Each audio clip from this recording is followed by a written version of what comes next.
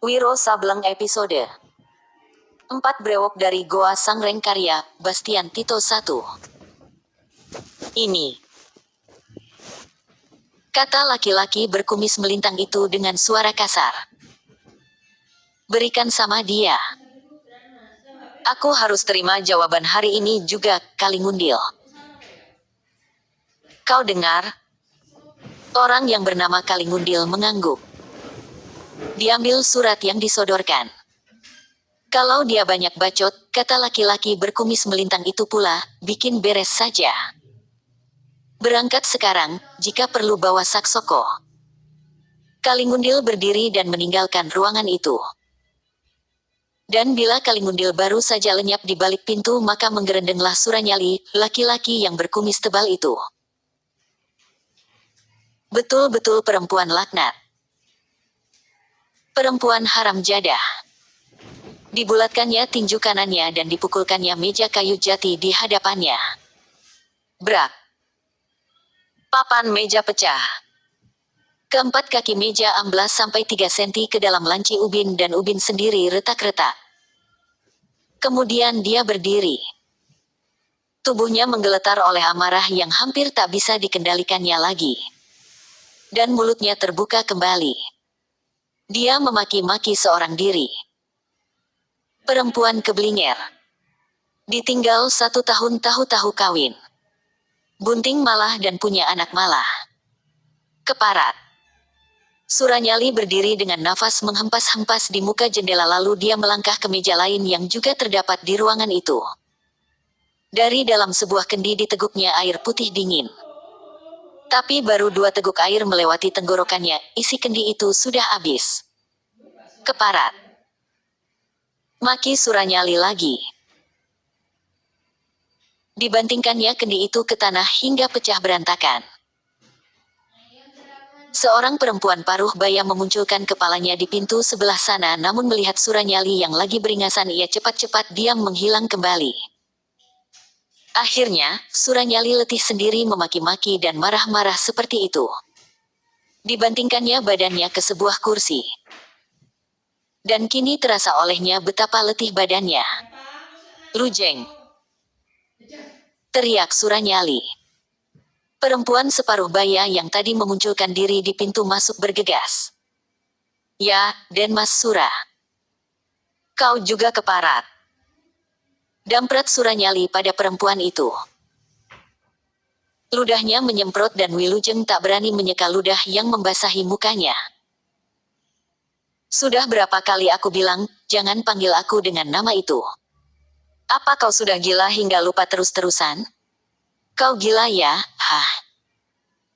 Wilujeng terdiam dengan tubuh menggigil ketakutan. Lagi-lagi dia lupa. Lagi-lagi dia memanggil dengan Sura padahal sudah sering Suranyali memerintahkan agar dia memanggil dengan nama Mahesa Birawa. Perempuan monyong. Aku tanya kau sudah gila? Jawab. Tidak, Den Mas Su, Mahesa Birawa. Kalau tidak gila kau mesti sinting. Ambilkan aku air, lekas. Wilujeng putar tubuh. Sebentar kemudian dia sudah kembali membawa segelas air putih. Air yang dingin itu menyejukkan hati Suranyali sedikit. Kemudian dia duduk tenang-tenang di kursi itu dan bila matanya dipicingkannya, maka kembali terbayang saat setahun yang lewat. Waktu itu dia sudah lama berkenalan dengan Suci. Dia tahu bahwa gadis itu tidak suka terhadapnya, tapi dengan menemui Suci terus-terusan di tepi kali tempat mencuci, dia berharap lama-lama akan dapat juga melunakkan hati gadis itu. Memang akhirnya Suci mau juga bicara-bicara melayani Suranyali, tapi ini bukanlah karena dia suka terhadap Sura melainkan karena kasihan belaka. Tapi celakanya Suranyali salah tafsir. Dia menduga bahwa kini Suci sudah terpikat kepadanya. Satu ketika Sura dipanggil oleh seorang sakti di Gunung Lawu. Sebelum pergi, Sura menemui Suci dan berkata, Suci, aku akan pergi ke Gunung Lawu. Mungkin 1 tahun lagi aku baru kembali. Kuharap kau mau menunggu dengan sabar. Jika aku kembali aku akan mengawini kau. Tapi Kang Mas Sura. Suci menghentikan kata-katanya karena saat itu dilihatnya Suranyali melangkah ke hadapannya dan mengulurkan tangan untuk memeluknya. Suci mundur. Jangan, Kang Mas. Nanti kelihatan orang. Kemudian Suranyali pergi tanpa ada lagi kesempatan bagi Suci untuk menerangkan bahwa dia tidak suka laki-laki itu, bahwa dia menolak lamaran tadi. Dan dalam kepergian Suranyali itu maka Suci kemudian kawin dengan Ranaweleng, seorang pemuda yang dicintainya dan juga mencintainya. Bagi Suci perkawinannya dengan Ranaweleng itu sama sekali bukan pengkhianatan atas diri Suranyali karena memang dia tidak mencintai Suranyali dan juga tak pernah menyatakan cintanya. Demikianlah, bila hari itu Suranyali kembali dari perjalanannya maka kabar yang pertama yang didengarnya, yang begitu menyentakkan darah amarahnya ialah bahwa Suci telah kawin dengan Ranaweleng. Kedua suami istri itu bahkan sudah mempunyai seorang anak laki-laki. Kehidupan mereka meski sederhana tapi bahagia dan kini Ranaweleng sudah menjadi kepala kampung Jatiwalu. Jika Suranyali seorang manusia punya muka dan punya harga diri, sebenarnya mengetahui perkawinan Suci itu dia mesti bersikap mundur karena adalah memalukan sekali bila dia terus-terusan menginginkan Suci sedang Suci tidak mencintainya apalagi kini sudah bersuami dan beranak pula. Tapi dasar Suranyali bukan manusia berpikiran jernih, lekas kalap dan naik darah membabi buta, maka hari itu juga dikirimkannya anak buahnya ke Jatiwalu untuk membawa sepucuk surat ancaman kepada Ranaweleng. Suranyali yang kini memakai nama Mahesa Birawa bangkit dari kursinya ketika didengar suara gemuruh kaki-kaki kuda di halaman. Dia melangkah ke jendela dan memperhatikan kepergian kedua orang anak buahnya. Jari-jari tangannya mencengkeram sanding jendela. Suci mesti dapat, katanya dalam hati yang dikecamuk amarah itu. Kalau tidak, Mahesa Birawa tak meneruskan kata-katanya. Sebagai gantinya tangan kirinya bergerak memukul dinding jendela. Dan kayu sanding itu pecah berantakan. Keduanya menghentikan kuda di hadapan seorang laki-laki tua yang tengah mencabuti rumput halaman. Tanpa turun dari kudanya, Kalingundil bertanya dengan membentak kasar. Ini rumahnya Ranaweleng? Orang tua berdiri perlahan-lahan dari jongkoknya. Ketika berdiri nyatalah bahwa tubuhnya pendek dan bongkok. Ditengadahkannya kepalanya dan dikeataskannya topi bambu yang menutupi keningnya untuk dapat melihat orang yang telah bicara kepadanya. Orang tua ini tak segera berikan jawaban melainkan melirik kepada Saksoko yang duduk di atas punggung kuda di sisi kanan Kalingundil. Orang tua bego, maki Kalingundil. Laki-laki bertubuh langsing ini memang bersifat tidak sabaran. Aku tanya ini rumahnya Ranaweleng? Ya. Jawab Kalingundil. Ada keperluan apa saudara? Si gemuk pendek Saksoko kini yang buka suara. Suaranya parau dan tidak enak didengar. Tak perlu tanya keperluan kami.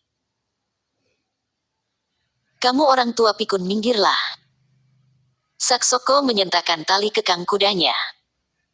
Sekali kuda itu menghambur ke depan maka terpelantinglah si orang tua kena terajakan kaki binatang yang ditunggangi Saksoko itu.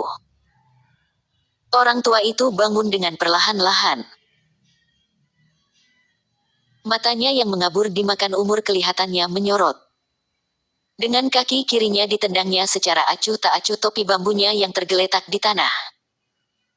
Topi itu melesat ke muka laksana anak panah cepatnya dan menghantam kemaluan kuda yang ditunggangi oleh Saksoko. Kuda jantan itu meringkik dahsyat. Kedua kaki depannya melonjak ke atas tinggi-tinggi dan Saksoko terpelanting ke tanah. Si orang tua diam-diam merasa puas. Dengan sikap seperti tidak terjadi apa-apa dia memutar tubuh jongkok kembali dan mulai lagi mencabuti rerumputan di halaman. Bola mata laki-laki gemuk pendek itu berpijar-pijar. Untuk beberapa lamanya segala sesuatunya menjadi guram dalam pemandangannya. Saksoko, ada apa dengan kau? Tanya Kalingundil terkejut dan heran.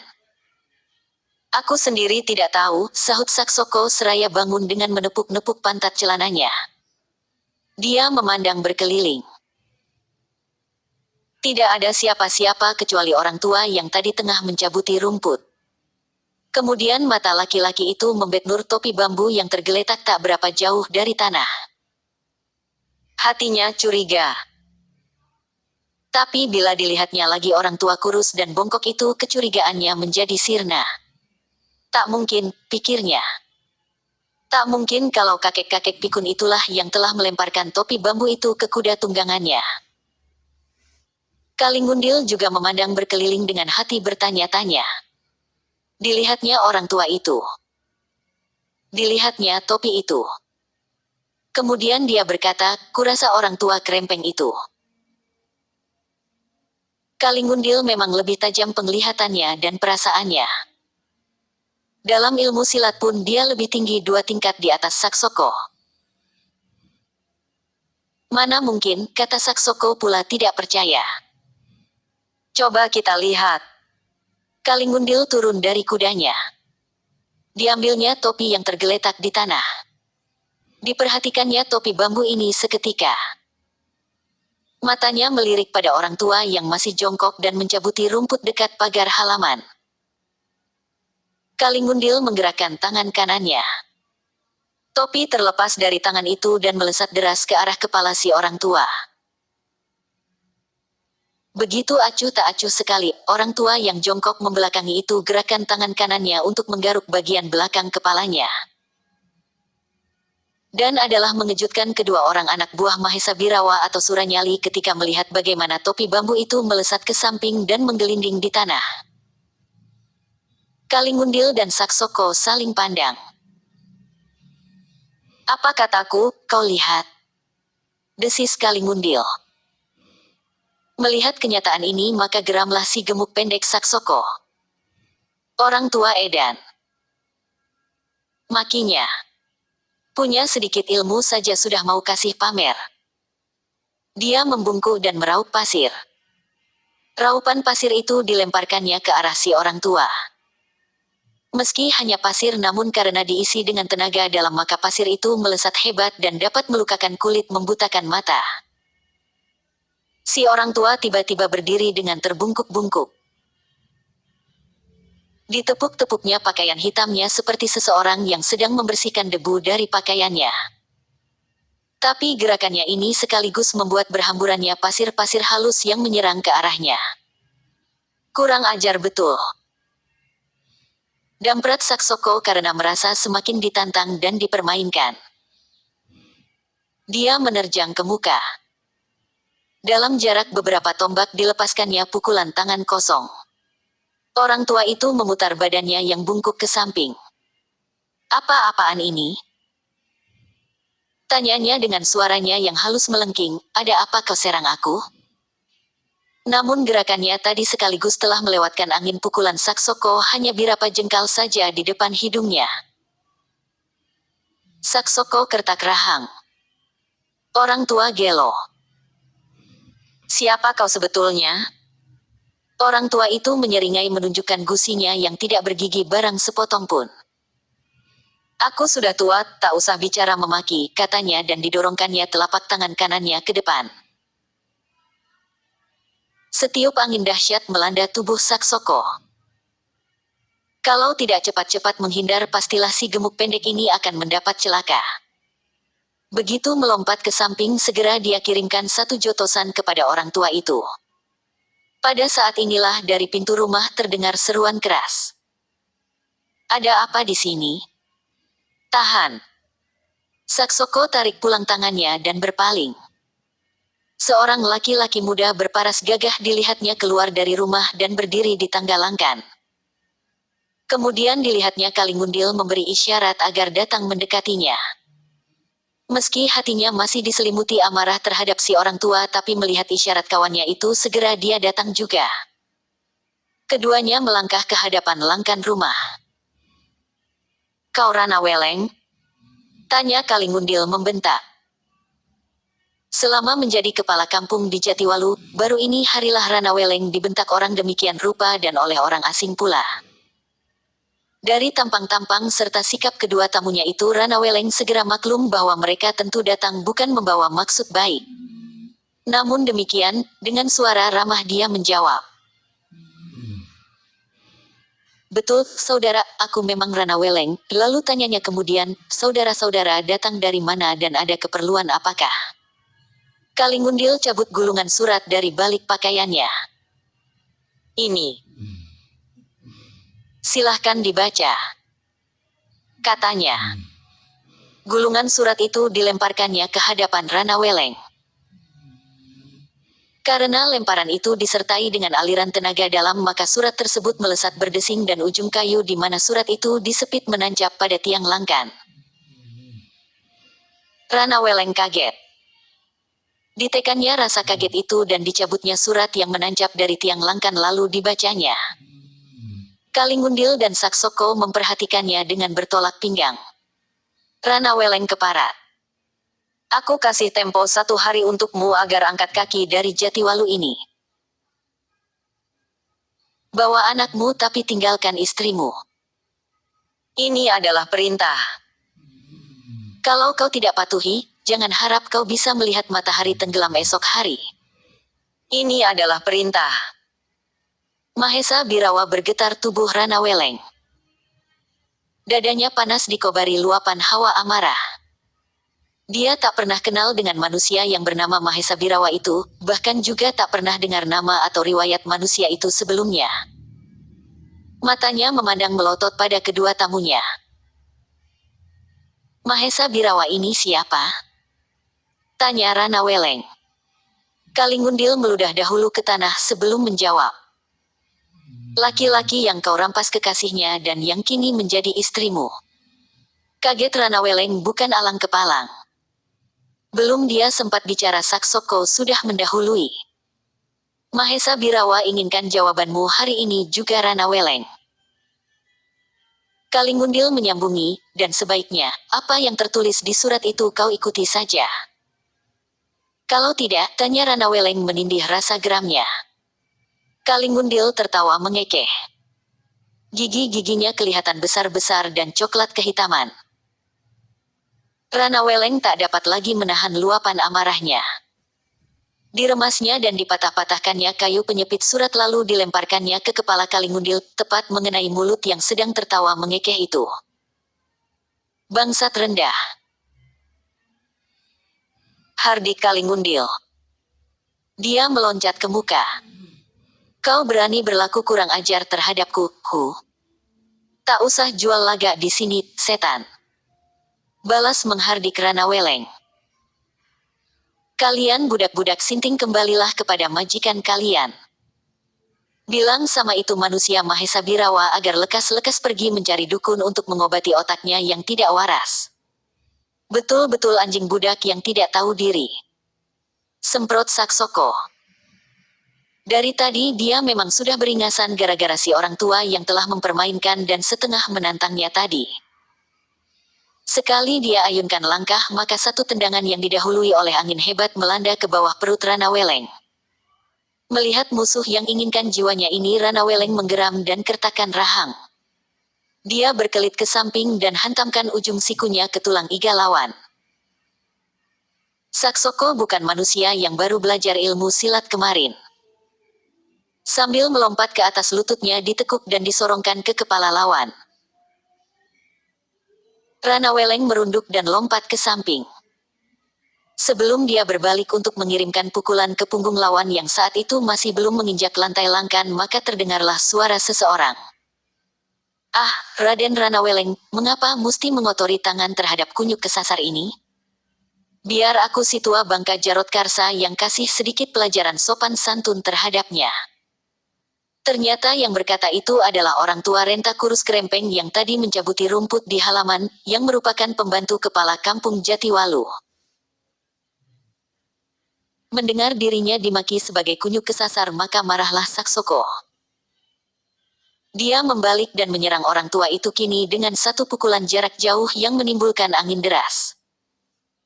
Angin pukulan ini menyerang ke pusat jantung di dada Jarod Karsa.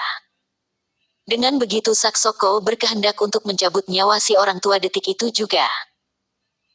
Tapi Jarod Karsa ganda tertawa. Sekali dia gerakkan tangan kanannya yang kurus, maka setiup angin dahsyat memapaki serangan si gemuk pendek Saksoko. Angin pukulan Saksoko menyungsang balik menyerang Saksoko sendiri. Ditambah dengan dorongan angin pukulan si orang tua, maka kedahsyatannya bukan olah-olah. Tubuh Saksoko mencelat keluar langkan rumah sampai 3 tombak dan menggelinding di tanah. Dicobanya bangun kembali. Tapi tubuhnya itu segera rebah lagi setelah terlebih dahulu dari mulut Saksoko menyembur darah kental dan segar. Kaget Kalingundil bukan kepalang. Mukanya hitam membesi. Laki-laki ini menerjang ke depan. Terjangan ini disertai dengan bentakan yang keras menggeledek membuat langkan rumah dan tanah menjadi bergetar. Jarod Karsa merunduk cepat. Gerakannya ini disusul dengan cepat oleh Kalingundil. Serangkum angin keras dan dingin menyerang ke seluruh jalan darah di tubuh orang tua. Pasir menderu beterbangan, debu menggebu. Jarod Karsa cepat-cepat dorongkan tangan kanannya ke muka. Maka 2 angin pukulan bertemu di udara menimbulkan suara berdentum seperti letusan meriam. Tubuh Jarod Karsa kelihatan bergoyang gontai sedang Kalingundil terdampar ke tanah tapi cepat bangun lagi. Keringat dingin memercik di kening anak buah Mahesa Birawa ini. Nyalinya menciut kecil. Tak nyana si orang tua memiliki kehebatan demikian rupa. Tak diduganya sama sekali kalau tenaga dalamnya ada di bawah angin berhadapan dengan tenaga dalam Jarod Karsa. Tapi laki-laki ini, yang menjadi buta matanya dan tumpul pikirannya karena amarah dan kebencian yang meluap, tidak memikirkan lagi bahwa sesungguhnya si orang tua bukan tandingannya. Kedua tangannya dipentang ke muak. Tangan itu kelihatan bergetar. Jarod Karsa dan juga Rana Weleng memperhatikan gerak-gerik manusia itu dengan tajam. Kelihatan kini bagaimana sepasang lengan Kalingundil sampai ke jari-jari tangannya berwarna kehitaman. Terdengar kekehan si tua Jarod Karsa, kau hendak pamerkan ilmu lengan tangan baja? Kalingundil terkejut. Terkejut karena belum apa-apa musuh sudah mengetahui ilmu simpanan yang paling diandalkannya. Tapi ini tidak diperlihatkannya, bahkan dia pentang mulut. Bagus, penglihatanmu masih tajam juga, Hu. Tapi tahukah kau kehebatan ilmu pukulan lengan tangan baja ini? Kau tak perlu banyak bacot, Kalingundil, majulah. Tantang Jarod Karsa. Kalingundil menggeram. Kebetulan saat itu dia berdiri di dekat langkan rumah. Sekali ayunkan tangan kanannya maka, brak. Tiang langkan yang besarnya hampir menyamai paha manusia patah. Atap rumah menurun miring. Sebenarnya Jarod Karsa kagum juga dengan kehebatan ilmu lawannya itu. Tapi sebagai orang tua yang sudah banyak pengalaman dalam dunia persilatan masakan, dia jerih menghadapi ilmu pukulan macam begitu saja. Ayo monyet kesasar, majulah. Katanya dengan terbungkuk-bungkuk. Kedua telapakan kaki Kalingundil menjejak tanah. Tubuhnya melesat ke muka, sedikit miring. Kaki kiri dan kanan mengirimkan serangan berantai terlebih dahulu, kemudian menyusul sepasang lengannya yang menghitam oleh aji lengan tangan baja. Angin yang ditimbulkan oleh serangan 2 lengan ini dahsyatnya bukan alang kepalang, tajam dan memerihkan mata. Lengan kiri membabat ke pinggang Jarod Karsa, kalau kena pastilah pinggang orang tua itu akan terkutung 2. Lengan kanan menghantam dari atas ke bawah mengincar batok kepala Jarod Karsa. Dapat dibayangkan bagaimana dalam sekejapan mata lagi kepala si orang tua akan hancur berantakan. Pekikan setinggi langit yang hampir merupakan lolongan serigala haus darah melengking menegakkan bulu roma. Kalingundil melingkar di tanah. Nafasnya sesak, lidahnya menjulur keluar seperti orang yang tercekik dan matanya melotot. Tubuhnya bergerak-gerak beberapa lamanya, kemudian ketika darah menyembur dari mulutnya, tubuh itu pun tak bergerak-gerak lagi. Kalingundil pingsan menyusul kawannya yang terdahulu. Rana Weleng menghela nafas dalam. Dipandanginya kedua manusia yang melingkar di tanah itu. Kemudian dia berpaling pada si orang tua. Bapak Jarod Karasa, kau kenal dengan manusia yang bernama Mahesa Birawa itu? Jarod Karsa menggeleng. Siapa dia tak penting Raden. Yang penting ialah mulai saat ini kita mesti waspada karena cepat atau lambat manusia itu pasti datang ke sini untuk membuat perhitungan dengan kita. Rana Weleng mengangguk. Aku tak ingin melihat kedua orang ini lebih lama di depan rumahku. Bereskan mereka, Pak Jarod. Si orang tua tertawa mengekeh. Tak usah khawatir, tak usah khawatir. Aku akan sapu mereka dari depan hidungmu, Raden. Dua kali kaki kanan Jarod Karsa yang kurus kering itu menendang. Tubuh Kalingundil dan Saksoko mencelat seperti bola, dan angsrok di luar pagar halaman. Kedua mata Mahesa Birawa alias Suranyali yang menutup dalam tidur-tidur ayam membuka lebar-lebar bila telinganya menangkap suara derap kaki kuda yang memasuki pekarangan. Dia bangun dan melangkah cepat ke pintu muka. Dan matanya yang tadi membuka lebar itu kini tampak membeliak. Setengah meloncat dia turun ke tanah. Ada apa dengan kalian? Tanya Mahesa Birawa. Pertanyaan ini hampir merupakan teriakan. Kedua kuda itu berhenti. Penunggangnya, Kalingundil dan Saksoko turun perlahan-lahan. Pakaian mereka kotor oleh darah dan debu. Muka keduanya pucat pasi. Melihat ini Mahesa Birawa segera maklum bahwa kedua anak buahnya itu mendapat luka dalam yang parah. Kalingundil berdiri terbungkuk-bungkuk sambil mengurut dada. Pemandangannya masih berkunang-kunang. Saksoko begitu menginjakkan kedua kakinya di tanah segera tergelimpang, muntah darah lagi lalu pingsan. Mahesa Birawa melompat dan cepat menubruk Saksoko. Dari dalam sabuknya dikeluarkannya sebutir pil dan dimasukkannya ke dalam mulut Saksoko. Sebutir lagi kemudian diberikannya pada Kalingundil. Telan cepat katanya. Kalau sudah, lekas atur jalan nafas dan darahmu. Kalingundil menelan pil yang diberikan lalu cepat-cepat duduk bersila di tanah untuk mengatur jalan nafas dan darahnya. Tak lupa dia mengalirkan tenaga dalamnya ke bagian tubuh yang tadi kena terpukul. 1 jam kemudian keadaan Kalingundil boleh dikatakan siuman meski masih berbaring menelentang di atas sebuah tempat tidur. Sekarang, kata Mahesa Birawa sangat tidak sabar dan sambil menggeprak meja. Terangkan apa yang terjadi Kalingundil. Kalingundil tarik nafas panjang. Diurutnya dadanya beberapa kali lalu mulailah dia memberi keterangan. Dan bila Mahesa Birawa selesai mendengar keterangan itu maka mendidih darah di kepalanya. Mukanya hitam membesi. Kumisnya yang tebal melintang bergetar. Matanya yang memang sudah besar itu dalam keadaan melotot seperti mau tanggal dari rongganya. Kalingundil. Siapkan kudaku. Panggil Majineng dan Krocoweti.